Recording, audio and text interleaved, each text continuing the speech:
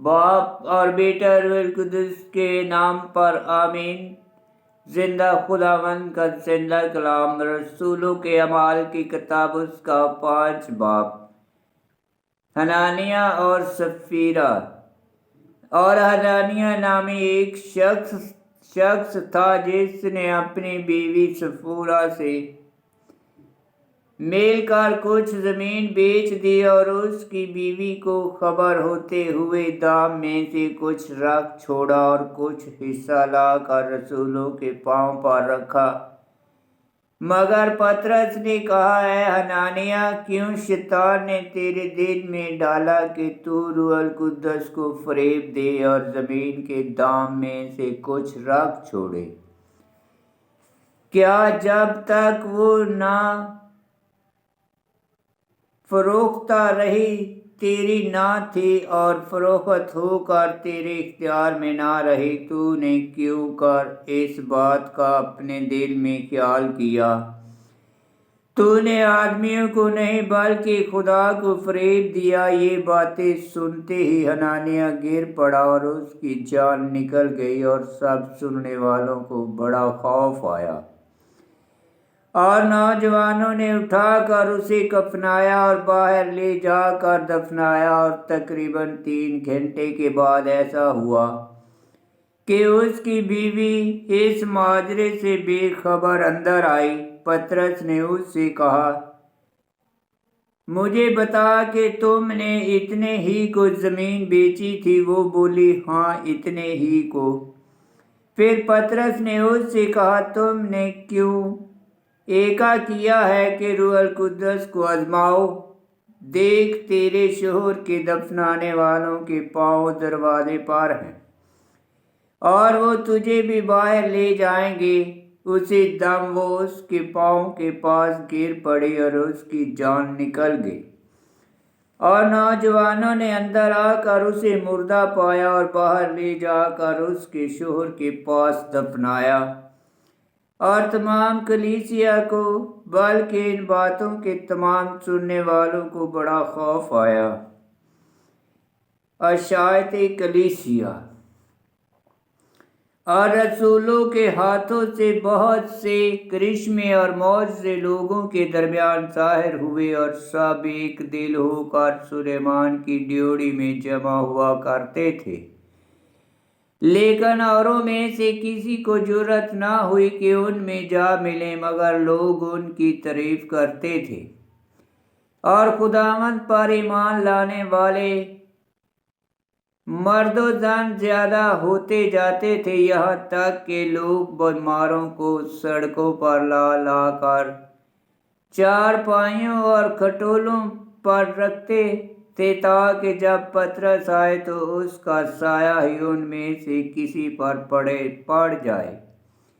اور یروشلم کے آس پاس کے شہروں سے بھی لوگ جمع ہو کر بیماروں اور ناپاک روحوں کے ستائے ہوئوں کو لاتے تھے، اور وہ سب شفا پاتے تھے۔ رسولوں کی گرفتاری۔ تب کاہن اعظم اور اس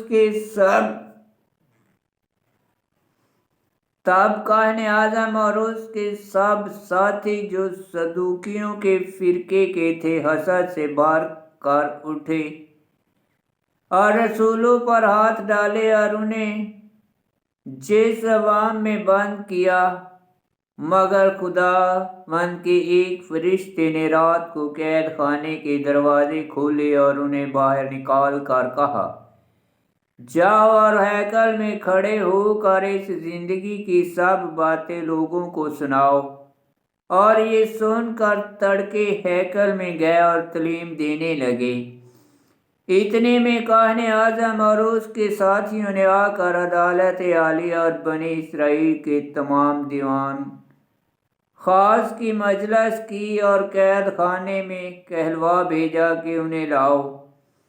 مگر پیادوں نے پہنچ کر انہیں قید خانے میں نہ پایا، اور لوٹ کر خبر دی اور کہا کہ ہم نے قید خانہ کو تو بڑی حفاظت سے بند کیا ہوا اور پہرے داروں کو बाहर दरवाजों पर खड़ा पाया, मगर जब खोला तो किसी को अंदर ना पाया।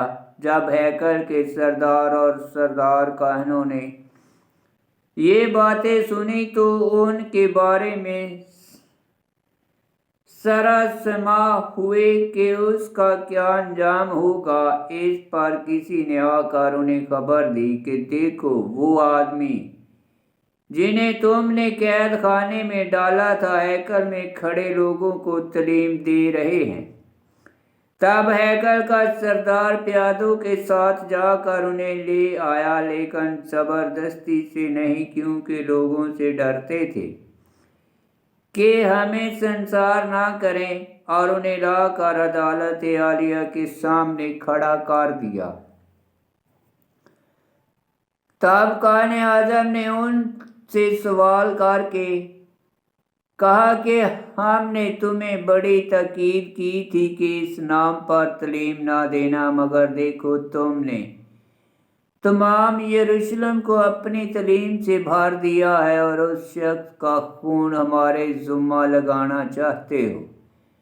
लेकिन पतरस ने रसूलों समेत जवाब में कहा कि इंसान की निस्बत खुदा की अतायत करना ज़्यादा फ़र्ज है। हमारे बाप दादा के खुदा ने यीशु को जिंदा किया, जिसे तुमने काठ पर लटका कर कत्ल कर दिया था। उसी को खुदा ने मबदी और नजात दहिंदा ठहरा कर अपने दाहिने हाथ से बुलंद किया था कि इसराइल को तौबा की तौफीक और गुनाहों की मुआफ़ी बख्श दे। और हम इन बातों के गवाह हैं, बल्कि रूह अल कुद्दस भी, जिसे खुदा ने उन्हें बख्शा है जो उसकी अतायत करते हैं। जमेलिएल का मशवरा। वो ये सुनकर चल गए और इस फिक्र में लगे कि उन्हें कत्ल कर दे, मगर अदालत आलिया के जमेलिएल एक फरीसी ने जवाल में फ़क़ा और सब लोगों में मुअज़्ज़ज़ था, उठकर हुक्म दिया कि इन आदमियों को थोड़ी देर के लिए बाहर ले जाओ। फिर उनसे कहा कि ए इस्राएली मर्दों, खबरदार रहो कि तुम इन आदमियों के साथ क्या चाहते हो, क्योंकि इन दिनों से पहले तौदास ने उठकर दावा किया था कि मैं कुछ हूँ, और तमखीना 400 आदमी उससे मिल गए थे, मगर वो मारा गया, और जितनों ने उसे माना था वो सब तितर बितर हो गए और मिट गए। इस शख्स के बाद इसमें नवीसी के दिनों में यहूदा जलीली ने उठकर लोगों को अपनी तरफ कर लिया, वो भी हलाक हुआ, और जितने उसके ताबिया थे सब पुरगंदा हो गए।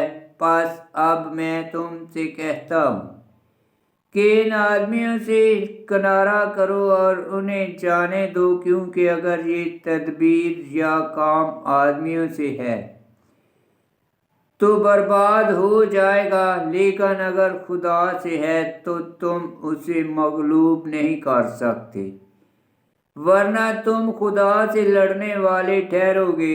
उन्होंने उसकी बात मान ली और रसूलों को बुलवा कर कोड़े लगवाए और हुक्म दिया कि यीशु के नाम से हरगज बात ना करो, और उन्हें छोड़ दिया।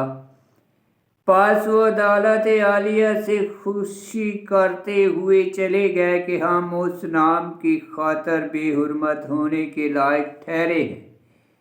और वो हर रोज़ हैकल में और घर घर ये तालीम और बशारत देने से बाज ना आए कि यीशु ही अल मसीह है।